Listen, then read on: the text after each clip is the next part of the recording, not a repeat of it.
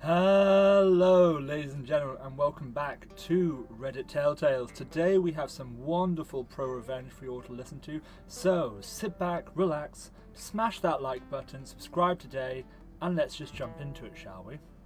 Dumbass tried to break my sand buildings, so I broke his toe. So, this happened to me when I was in first grade in school. I'm not sure of other places in the world, but we have these in Finland. We have after school programs so that when your school ends, you go there and you get to play outside and you get fed until your parents come pick you up. And I was in one of those. So, while we were outside, I loved to play in the sandbox, and I always built massive, huge walls around myself, and then I build castles inside. Now, we had this second grader who I'll call Dumbass, and he loved to just break my buildings. And after a few times I got fed up and told a teacher, but guess what? Dumbass got a few slaps on the wrist and he broke my buildings again.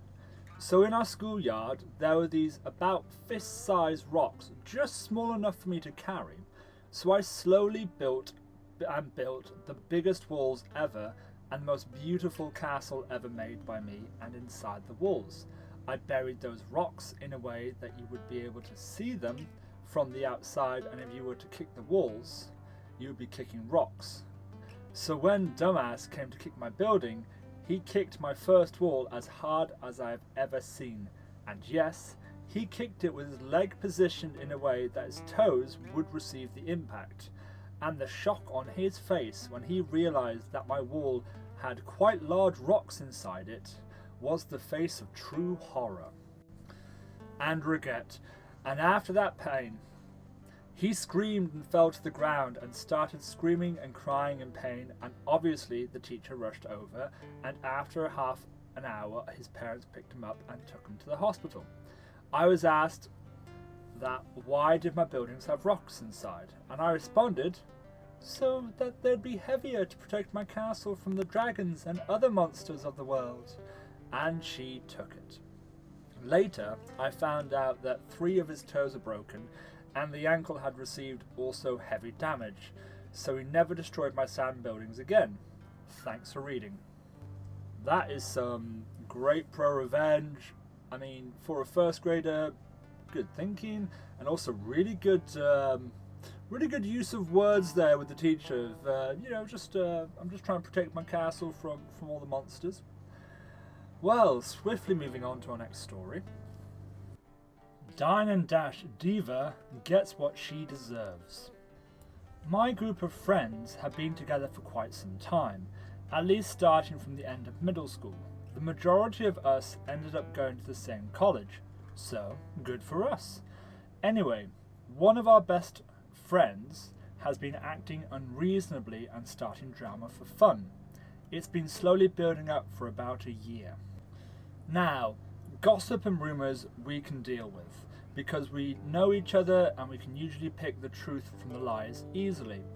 At the point of her rumour spreading, we distanced ourselves from her quite a bit. Her latest antics have been much different. For the sake of this story, her name can be D.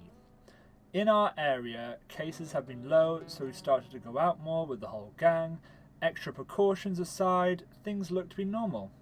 We eat at a semi-formal restaurant as is our custom. Something about dressing up and treating ourselves is something we try and do as much as we can financially permit. Things seem fine until the bill comes and it's time for each of us to settle up. Dee starts to get shifty and starts tapping at her phone.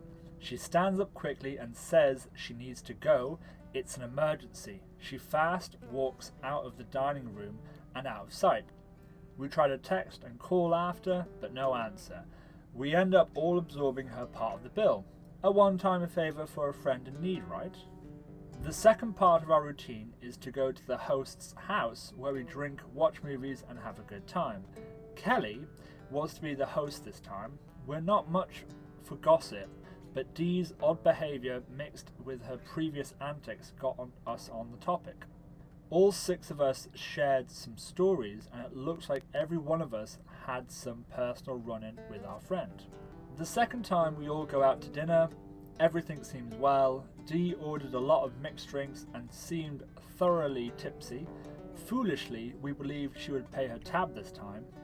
Before the waiter could even bring up how we wanted the bill split, Dee excused herself to the bathroom and did not return. We all have jobs along with scholarships, so thankfully, money isn't our primary worry. However, last time's bill, paired with Dee's inflated dinner and alcohol tab, would set us collectively back about $300. Reluctantly, we paid. Although we didn't see her, it was assumed that she drove home drunk. We rendezvous to the host's place, very annoyed and in no mood to party. Again, Dee refuses our calls and does not open our messages.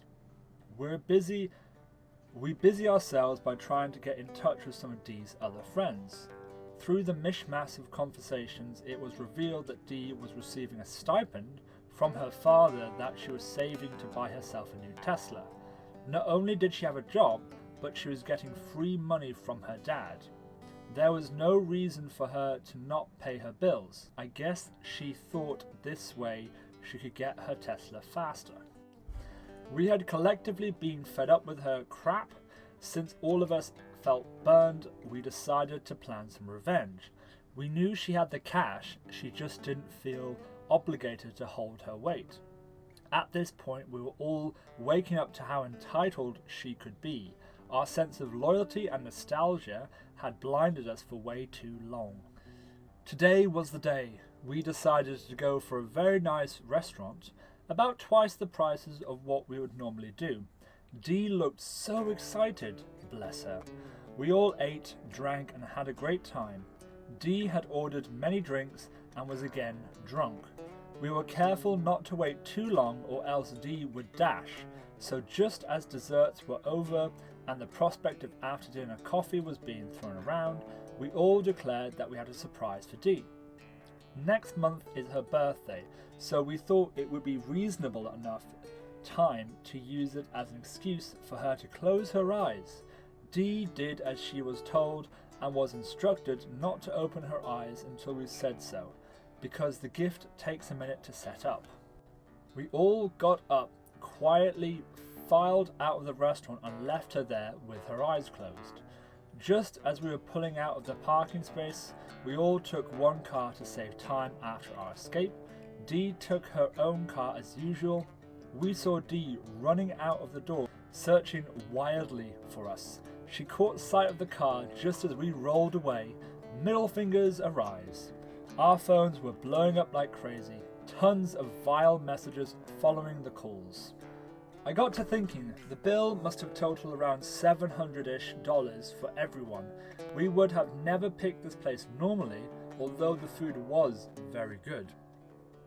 The rest of the gang headed to my apartment.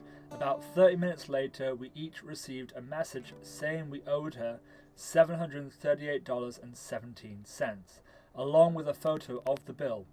She had the audacity to include her part of the bill in that amount as well. Judging by the receipt, she gave no tip. Classy. I replied to this message, guess you'll have to dip into your Tesla fund. Take an Uber home before you lose your scholarship and your friends. Boozer, we know you can afford it. To say she went crazy is an understatement. She went coconuts. She taught us a new one on Twitter, blocked us, then unblocked us to rip us some more, then blocked us again.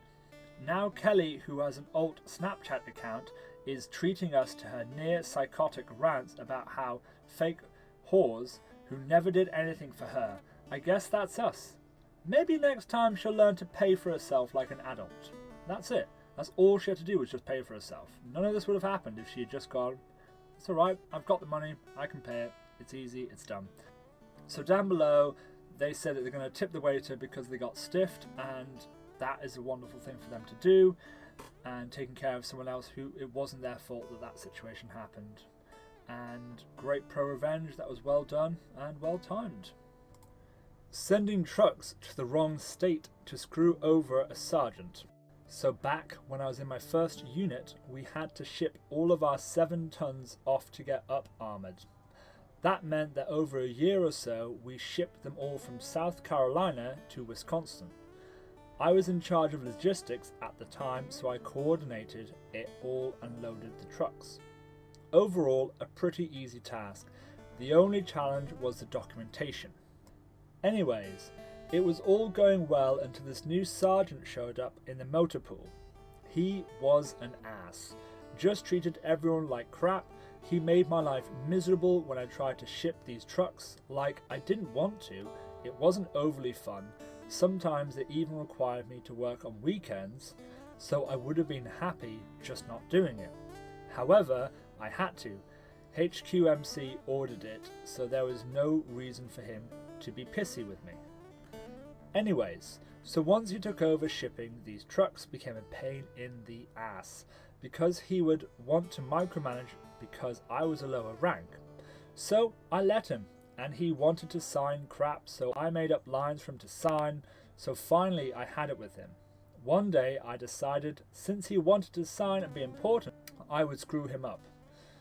So when my next big shipment, like 4 trucks, came along, I decided that instead of sending them to Wisconsin, like they were supposed to go, I would send them somewhere else. I decided 29 Palms, California would be a great location, so I changed some codes on the sheets, gave them to the ass sergeant, who made more ass comments and signed blindly. So off we shipped these trucks. Well, a couple of weeks later, the call comes in that our trucks never arrived. So the command starts getting worried that a few trucks had gone missing. They came to our shop and we just informed them that this sergeant had taken charge of all the shipments later. So they go to him and he proudly said that he'd taken over, but crumpled when they asked him where the trucks were. It took them a couple of weeks, but finally a call from 29 Palms came into our command that they had these trucks show up, but nobody had claimed them. The command flipped their crap. As far as they were concerned, this stupid goddamn sergeant got involved in the crap he didn't need to get involved in, and sent 4 big ass trucks across the country instead of where they needed to be. He got told to leave the logistics to the logistics department, and I had the whole thing solved in an hour. Edit. For those crapping about taxpayer dollars, you obviously have not been in the military. I had ass leaders like this cost me far more than a couple of trucks because they couldn't let the experts just do their job. One example was we had a C-130 fly from Bahrain to Jordan to pick up cargo. I was to load it, but the senior leadership didn't think I needed to go because a random non-logistics officer was at that base to load. C-130 flew internationally to get cargo, was never loaded and then flew back, so the C-130 had to be sent back to Jordan the next day to get the cargo, all because someone had to stick their nose where it didn't belong. There are tons of other stories of crappy leadership screwing up with your tax dollars. After this, the sergeant never even stepped foot in the logistics office, so perhaps he learned his lesson. That's true. If the experts know what they're doing and it's all going swimmingly, don't bother them. And that's all the stories we have for today for you all. If you liked any of those, let me know down below which was your favourite, and sit back and get ready for more again tomorrow, 6 PM again. Take care.